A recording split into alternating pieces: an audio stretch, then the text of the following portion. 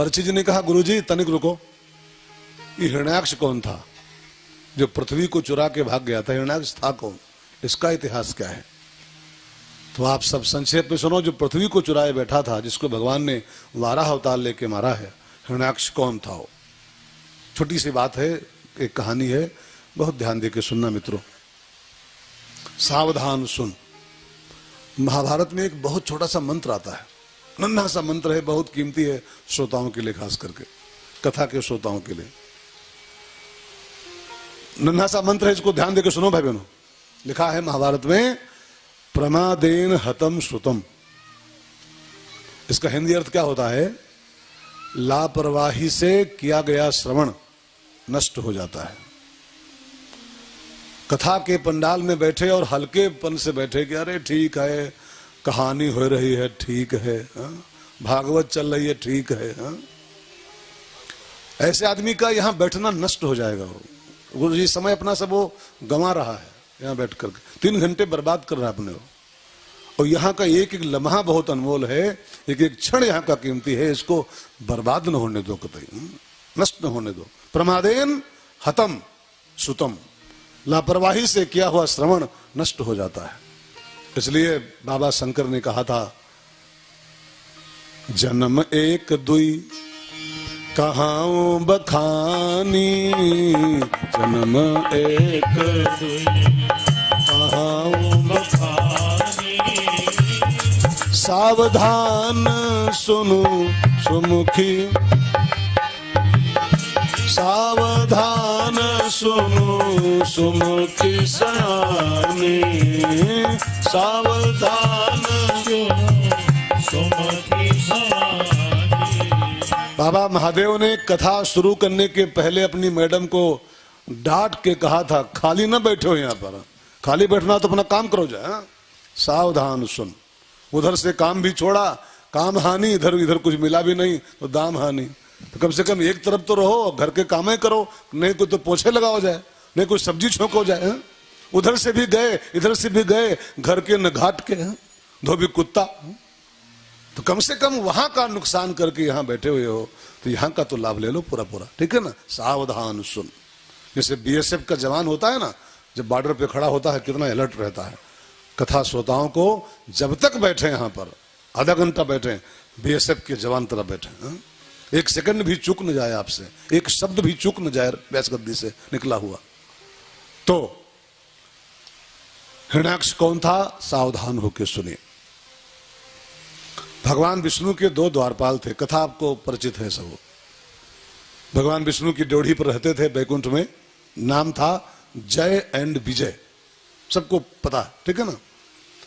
एक बार 4 महात्मा सनकादिक ऋषि भगवान से मिलने आए। अब ये बैकुंठ के द्वारपालों का पद बड़ा बड़ा पद होता है, और पद का एक मद भी होता है अपना। ये हर पद के साथ एक माइनस पॉइंट लगा होता है। पद का एक जुड़वा भाई भी है, पद का एक जुड़वा भाई है, उसके संग पैदा होता है पद का मद, पद का ईगो। अब बैकुंठ के द्वारपाल, अरे यार एक डीएम साहब के चपरासी बन पावे कोई, डीएम का चपरासी सीधे मुंह बात नहीं करता। जानते हो कौन है? डीएम साहब के यहाँ चपरासी हैं, डीएम साहब के यहाँ काम करते हैं।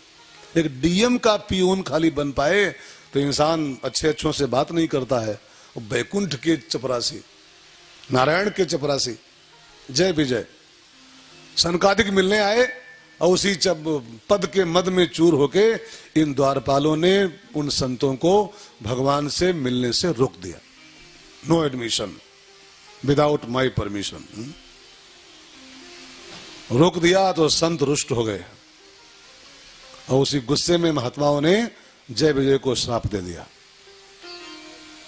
बैकुंठ के द्वारपाल क्या हो गए हो? महात्माओं का अपमान कर रहे हो। भगवान हमसे मिलना चाहते हैं, हमको वीआईपी पास दे रखा है, जब चाहो चले आओ। संतों से मिलने के लिए ठाकुर जी व्यग्र रहते हैं, हमेशा उतावले रहते हैं, और तुम 2 कौड़ी के चपरासी हमको रोक रहे हो, प्रसाद लो। और संतों ने श्राप दिया दोनों द्वारपालों को। क्रोधित हो ऋषि ने श्राप दिया, फल बुरा शीघ्र तुम पाओगे, क्रोधित हो ऋषि ने।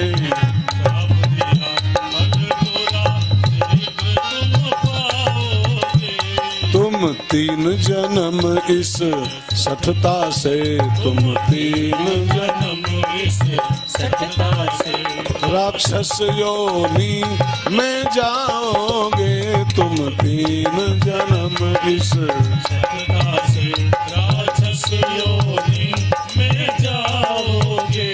श्राप दिया महात्माओं ने, संतों का अपमान करते हो तुम दोनों द्वारपाल, 3 जन्मों तक राक्षस बन के पैदा होगे, 3 बार संसार में दैत्य बनोगे तुम दोनों। वही दोनों भगवान के द्वारपाल बने, हिरण्याक्ष और हिरण्यकश्यप। कश्यप ऋषि की पत्नी दिति के गर्भ से पैदा हुए दोनों भाई। कश्यप ऋषि की 2 पत्नियां थी, बहुत आपको सबको पता है, मैं बहुत शॉर्टकट कहूं। मुझे आज इतनी कथा आगे लेके चलनी है कि एक हद है और समय की भी हद है। समय की हद में बेहद कथा कहनी, बेहद। हाँ, क्योंकि अभी हम कल जब कथा कह रहे थे तो कल हमारी कई कथाएं छूट गई थी। कल के कोटे वाली कथा अब हम पूरी कर रहे हैं। कुछ कथाएं जो आज, एक का नाम था दिति और एक का नाम था अदिति। बहुत ध्यान देके सुनेगा। कश्यप माने होता है जीव, कश्यप का हिंदी अर्थ होता है जीव, और हर जीव की 2 पत्नियां होती हैं। खाली कश्यप जी पर मत रहिए, कश्यप जी कोई थे उनकी 2 पत्नियां थी। कश्यप माने जीवात्मा, और हर जीव की 2 पत्नियां शास्त्रों में लिखी हुई हैं। जीव की पत्नी का नाम होता है बुद्धि, जीव की जो वाइफ है उसका नाम बुद्धि होता है। आपकी वाइफ चाहे जो हो, लेकिन जीव की वाइफ का नाम बुद्धि होता है, जो आपके भीतर है। इस बॉडी की वाइफ चाहे जो हो, लेकिन आपकी वाइफ तो 2 हैं, 2 हैं।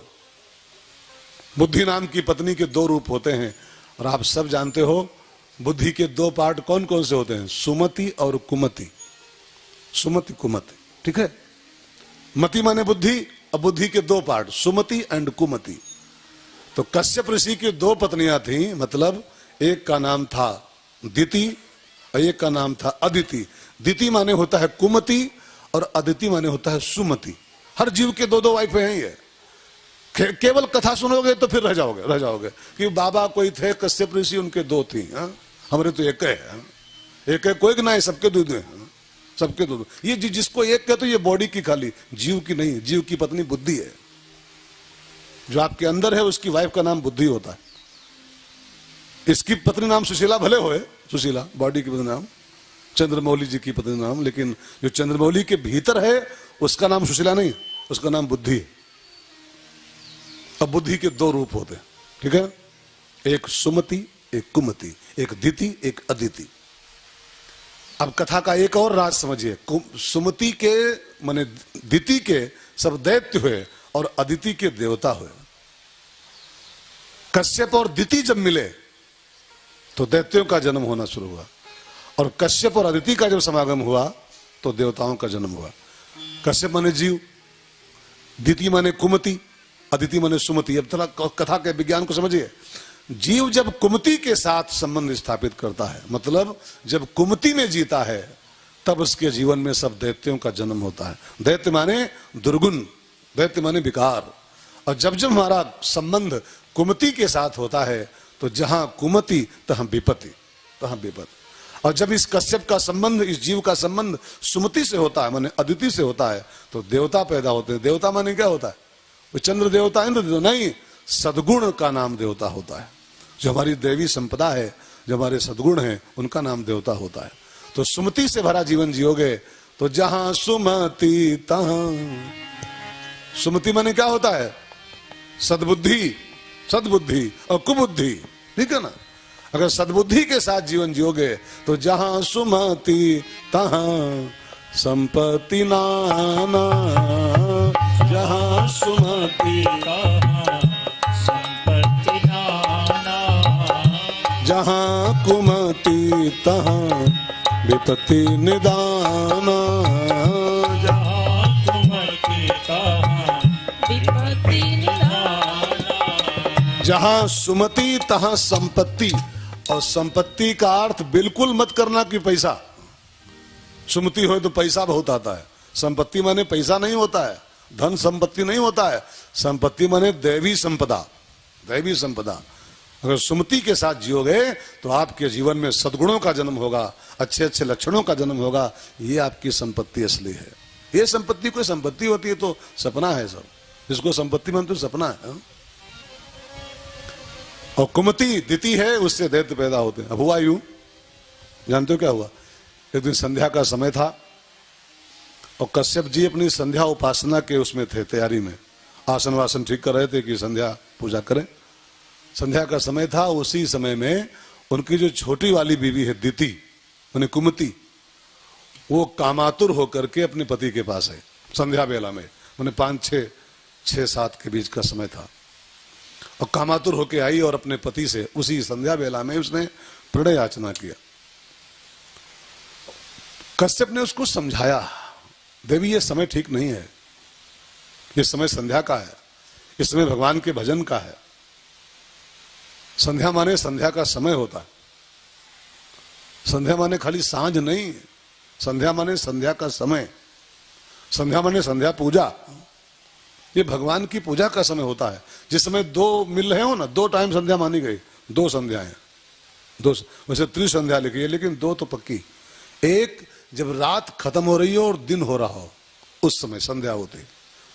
जब रात जा रही हो दिन आ रहा हो, भोर हो रहा हो, भोर की संध्या। एक जब दिन खत्म हो रहा हो और रात आने को हो तो संध्या कालीन संध्या, शाम की संध्या। तो संध्या का समय था, संध्या काल था वो। और दिति कामातुर हो गई। अब कामातुरता का कोई समय थोड़ा होता है, संध्या का समय है, लेकिन बुराई का कौन समय है? आवेश का कौन समय है? कब आवेश आ जाए, कब काम का आवेग आ जाए, कब क्रोध का आवेग आ जाए, कब लोभ का आवेग आ जाए, उसको घड़ी देख के थोड़ा आता है, वो तो आ गया। अब कामातुर हो गई उसकी छोटी रानी दिति और संध्या बेला में आई और याचना किया, प्रणय याचना। समझाए कश्यप, देवी जाओ तुम भी आरती पूजा करो, तुलसी की आरती करो, माता जी की पूजा करो, संध्या निपट जाए, रात्रि हो जाए, तुम्हारी इच्छा हम पूरी कर देंगे आज। लेकिन एक बड़ा प्यारा सूत्र है शास्त्रों में, कामातुराणाम न भयम न लज्जा। जब इंसान कामातुर होता है तो उसको न भय न लज्जा कुछ नहीं होती। चप्पल पड़ जाएंगे कि थप्पड़ पड़ जाएंगे, किसी परवाह नहीं करता है। कामातुर इंसान चप्पल थप्पड़ कहाँ।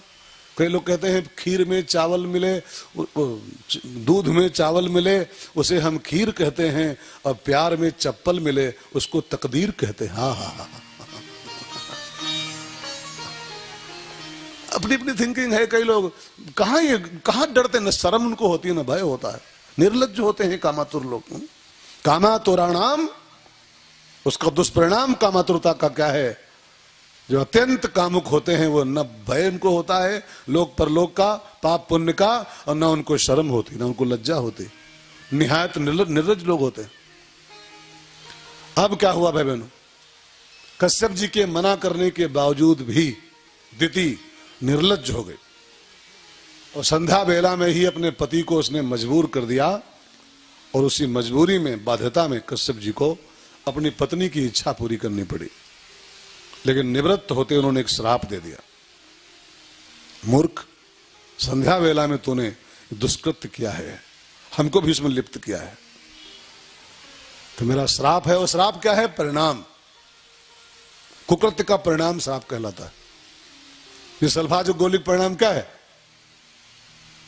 ना? सल्फाज गोली खाओ तो फिर पूछना नहीं पड़ेगा इसका फल क्या होगा, इसका फल क्या होगा। सल्फाज गोली का फल मालूम क्या होता? मालूम है। ऐसे ही श्राप और आशीर्वाद माने कुछ और नहीं होता है।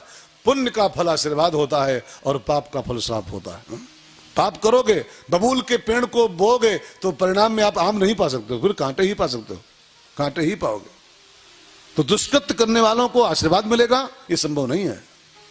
वो चाहे भगवान के बेटे ही क्यों ना हो। भगवान के कृष्ण के बेटे भी जब दुष्कर्म पे उतर आए तो उनको श्राप मिल गया था। कृष्ण के बेटे होने के बावजूद शराब पी के महात्माओं को छेड़ दिए तो महात्माओं ने श्राप दिया तुम्हारे पूरे खानदान का नाश हो जाएगा। भगवान के बेटे भी अगर दुष्ट कर्म करेंगे तो उनको भी श्राप ही मिलेगा, आशीर्वाद नहीं मिलेगा। अच्छे काम करोगे सेवा करोगे, भजन करोगे, तब आशीष मिलेगा। मांगो न मिलो, मांगो तभी मिलेगा। हनुमान जी मांगे नहीं थे, अच्छा काम किए थे बस खाली। हनुमान जी अच्छा काम किए और सीता माँ से आशीर्वाद मांगे थोड़ो थे। आशीष दीन राम प्रिय जाना, आशीष दीन राम प्रिय जाना। तो श्राप और आशीर्वाद दोनों फल हैं, और फल तो मिलता ही मिलता है। करे जो कर्म जो जस करे, सो तस फल चाखा। इच्छा उसकी ना हो तब भी उसको चाखना पड़ेगा, वो फल चाखना पड़ेगा। तो क्या हुआ, संध्या में दुष्कृत्य किया, परिणाम हुआ कि कश्यप बाबा ने दिति को श्राप दे दिया। तेरे गर्भ से क्रूर गर्भ जायते, तेरे गर्भ से जो बच्चे पैदा होंगे इस संध्या बेला के पाप का फल पाएगी, तू राक्षसों की जननी बनेगी। मैंने एक किताब पढ़ी थी, उसमें लिखा था चत्वारि खलु कर्माणि संध्या काले विवर्जयेत्। बिल्कुल इसको नोट कर लो जिंदगी में, बहुत बढ़िया सिद्धांत जीवन के लिए है ये। चत्वारि खलु कर्माणि संध्या काले विवर्जयेत्। संध्या काल में 4 काम वर्जित हैं, बहुत भयंकर परिणाम पाओगे अगर नहीं मानोगे तो। हम हो चाहे आप हो। चत्वारि खलु कर्माणि संध्या काले, कौन कौन? नंबर 1 आहारे, निद्रा, स्वाध्याय और मैथुन। आहार, निद्रा, स्वाध्याय और मैथुन, ये 4 चत्वारि खलु कर्माणि संध्या काले विवर्जयेत्। अब कोई मनमानी करे कि नहीं नहीं वो लिखा रहने दो, लिखा, जब मन होगा तब आहार लेंगे, जब मन होगा तब स्वाध्याय करेंगे, जब मन होगा तब सोएंगे, जब मन में आएगा तब मैथुन कर लेंगे, तो परिणाम भी उसका मिलेगा। तो फिर नानी याद आएगी। परिणाम भी लिखा हुआ है शास्त्रों में। आहारे जायते व्याधि, जो संध्या काल में भोजन करते हैं उनके व्याधियां पैदा हो जाती हैं, एक से एक व्याधियां देह में। और निद्राम श्रियम नाशयति, जो संध्या काल में निद्रा लेते हैं, सूर्यास्त का समय हो और भाई साहब पड़े 6 बजे सो रहे हो शाम को, अथवा उधर भी संध्या हो और भाई साहब सो रहे हो, तो श्रियम नाशयति, उनका श्री, उनका तेज सब समाप्त हो जाएगा। और जो दोपहर में सोने वाले लोग हैं जो 8 बजे, उनके चेहरे को आप देखो, लगता है गाय मारे घूम रहे हैं, गाय मारे घूम रहे हैं, हमेशा बीमार बीमार बीमार बीमार। कभी उनके चेहरे पर चमक नहीं पाओगे आप, कभी भी। हम 12 महीना रोगी, बीमार ना हो भले, बीमार जैसे लग दिखते हैं हमेशा हो, कि बस इनको ले जाके ट्रामा सेंटर में दाखिल करा दो सीधे, बस इमरजेंसी वार्ड में। दिन दोपहर में सोने, दिन निकल आया तब भी सो रहा है वो आदमी, कभी स्वस्थ नहीं हो सकता। कभी स्वस्थ माने कभी उसके चेहरे पर चमक नहीं आएगी, कभी भी। जिसने सूर्य की चमक को निकलते नहीं देखा है, उसके चेहरे की चमक कभी आ नहीं सकती, चाहे कितना वो फेयर लवली लगा ले। अगर बॉडी की चमक को देखना है तो सूर्य को चमकते हुए निकलते हुए देखो रोज अपनी आंखों से।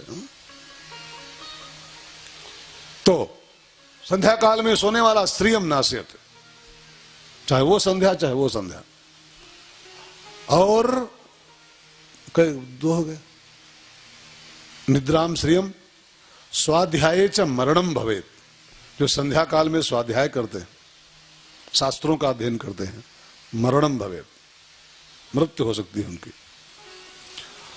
और मैथुन का परिणाम क्या होता है? जायते क्रूर गर्भश्च, जो संध्या काल में स्त्री पुरुष पति पत्नी संबंध स्थापित करते हैं तो उनका परिणाम होता है कि उनके गर्भ से राक्षस जैसे बच्चे पैदा होते हैं, राक्षसों जैसे आचरण वाले। और तब कहने आते हैं समय खराब है तभी बच्चे सब उल्टा पुल्टा पैदा हो रहे हैं। समय खाक खराब है, इंसान खराब है, समय कुछ नहीं खराब है, इंसान मनमानी कर रहा है सब। वो कौन सा एक भजन था वो प्रदीप जी का गाया हुआ,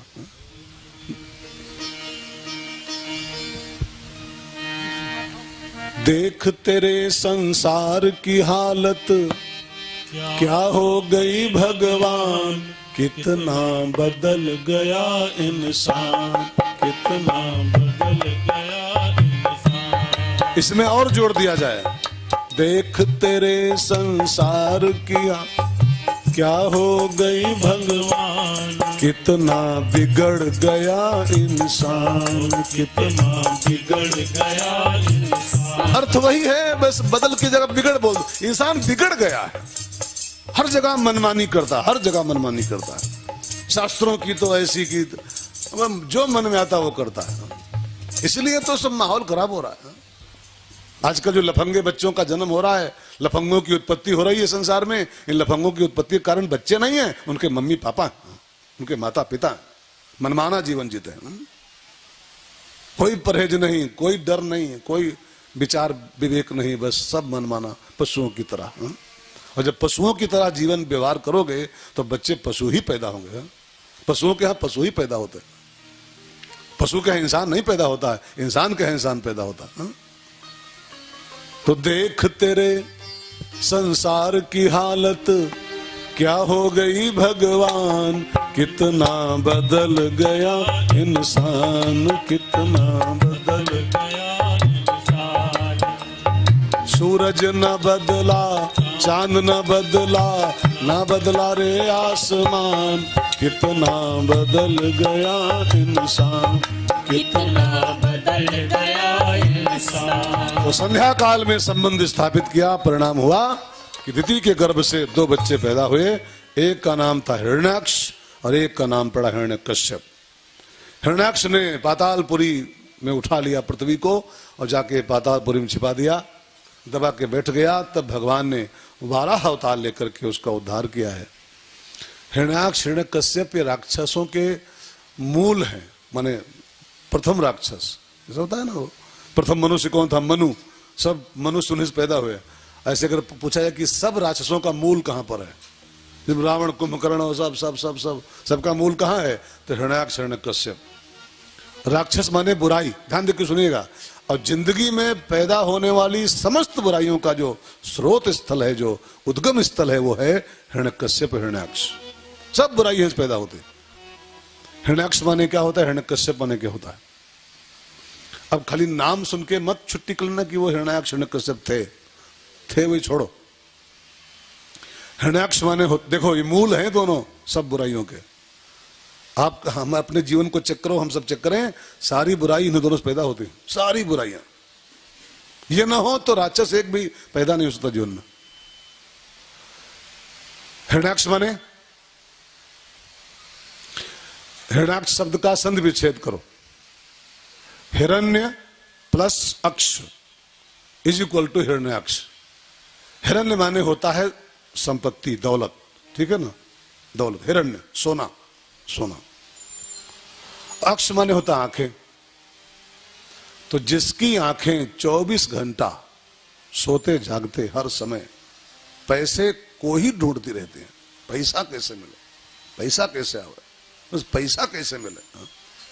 कई लोगों से आप 24 घंटे में जितनी बार मिलोगे, जितनी बार मिलो, बस एक ही सब्जेक्ट खोजते हैं वो, पैसा कैसे आवे, बस पैसवा कैसे आवे। हाँ, पैसवा के अलावा दूसरा कोई उनके पास टॉपिक ही नहीं है। टॉपिक बातचीत का कोई उनके पास सब्जेक्ट ही नहीं इसके अलावा। हाँ, बस पैसा कैसे आवे, पैसा कैसे मिले। हाँ? हिरण्य माने पैसा, अक्ष माने आंखें। तो जिसकी आंखें 24 घंटा दे पैसा, दे पैसा, दे पैसा ढूंढती रहे, ऐसा लोभ मूर्ति जो होता है, लोभी प्रीजिम दाम, उसका नाम होता है हिरण्याक्ष। तो हिरण्याक्ष का आध्यात्मिक अर्थ क्या निकल रहा है? लोभ। ध्यान देके सुनिएगा, ध्यान देके। हिरण्यकश्यप माने क्या होता है, उसमें भी विच्छेद करो तो अर्थ बाहर आएगा। विस्फोट करना पड़ता है तब अर्थ बाहर निकलता है। शब्दों में विस्फोट डालना पड़ता है।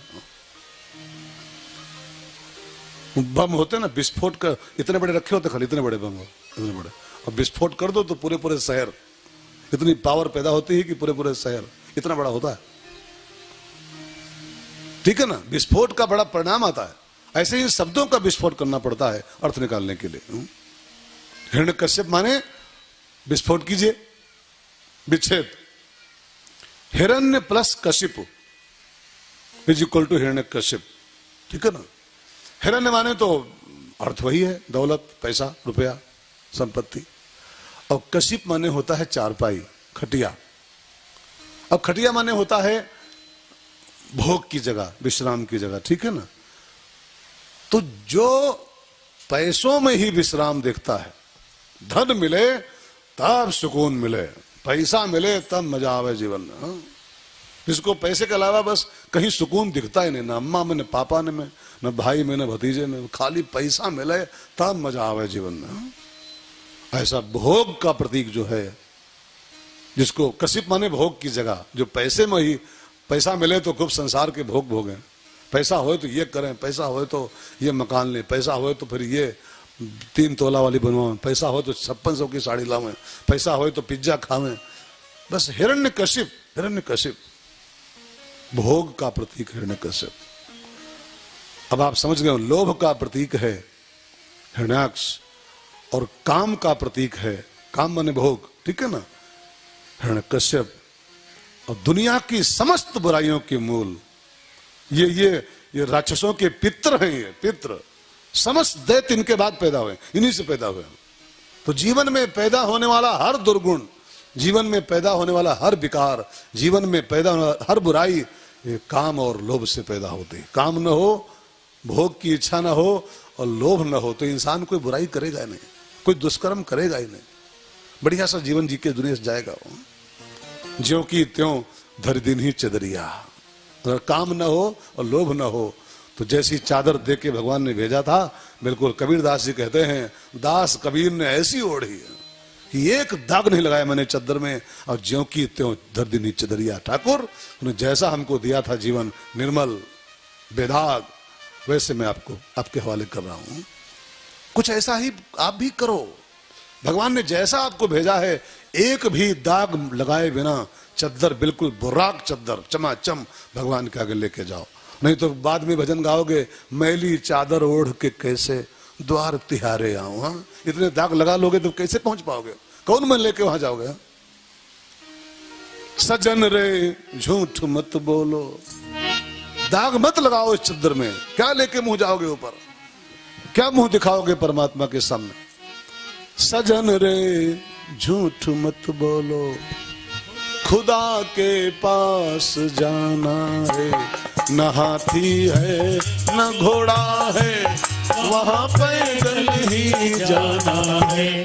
सजन रे झूठ मत बोलो, खुदा के पास जाना है। मैली चादर ओढ़ के द्वार नहीं जा पाओगे, उसके शर्माओगे।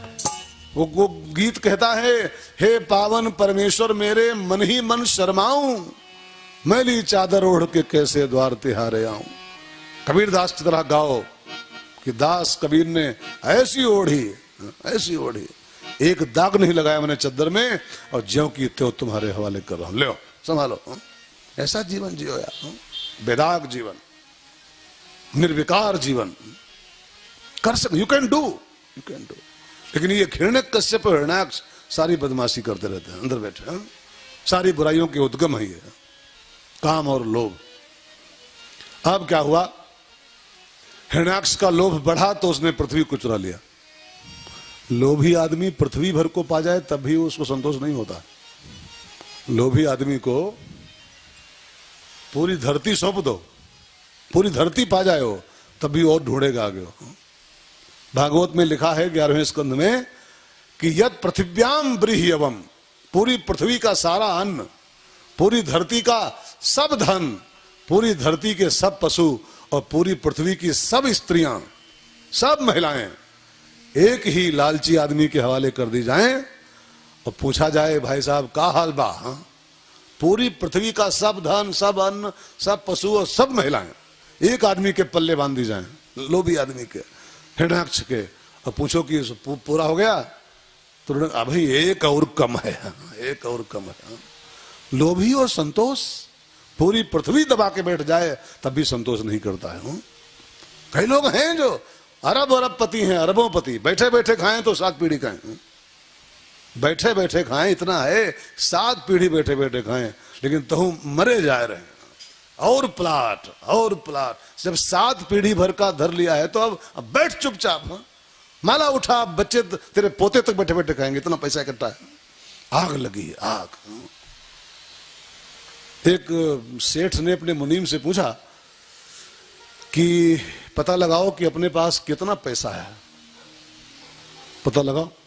तो मुनीम ने सीए को बुलाया और सेठ जी का आदेश था, हिसाब लगाओ कितना पैसा मेरे पास है।